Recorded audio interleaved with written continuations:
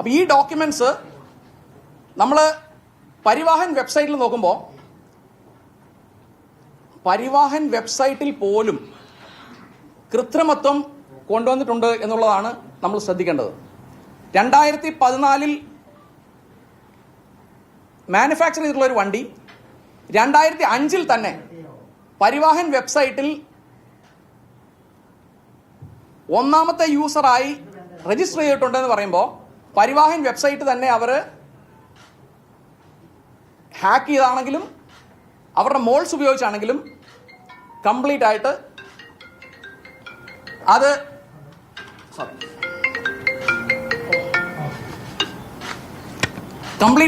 അവർ manipulate ചെയ്തു എന്ന് തന്നെ പറയേണ്ടി വരും. അപ്പോൾ പരിവാഹൻ വെബ്സൈറ്റ് മാനിപ്പുലേറ്റ് ചെയ്തു എന്നുള്ളത് ഒന്ന്. നമ്മുടെ ഇന്ത്യൻ ആർമി, ഇന്ത്യൻ എംബസികൾ, ministry of foreign affairs, American embassy തുടങ്ങിയ സ്ഥാപനങ്ങളുടെ സീല്, സൈന്, ഇൻസിഗ്നിയ ഉപയോഗിച്ച് ഫോർജറി നടത്തിയിട്ടുള്ളത് ഒന്നാണ് രണ്ടാമത്തത്. മൂന്നാമത്, ഇങ്ങനെയുള്ള വണ്ടികൾ വരുമ്പോൾ വളരെ കെയർഫുള്ളായിട്ട് വേണം നമ്മളതിനെ കാണാനായിട്ട്. കാരണം ഞാൻ ഇപ്പോൾ ഡോക്യുമെന്റ്സ് കാണിക്കുന്നതിൽ ഇൻഡോ ഭൂട്ടാൻ ബോർഡർ വഴി ഇതുവരെ കൊണ്ടുവരുന്ന കാറുകളിൽ സ്വർണവും മയക്കുമരുന്നും പല പ്രാവശ്യം കൊണ്ടുവരുന്നു എന്ന് നമ്മുടെ ഏജൻസികൾക്ക് കൃത്യമായ വിവരവും അതിനനുസരിച്ച് കേസുകൾ നമ്മൾ ബുക്ക് ചെയ്തിട്ടുണ്ട്.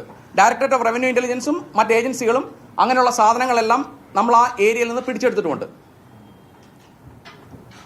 ഇങ്ങനെ കൊണ്ടുവരാമെങ്കിൽ, മയക്കുമരുന്നും കാറുകളും സ്വർണവും കൊണ്ടുവരാമെങ്കിൽ എന്തും കൊണ്ടുവരാം എന്നുള്ള കാര്യവും നമ്മൾ ശ്രദ്ധിക്കണം. It's a major threat to national security and economic security of the nation.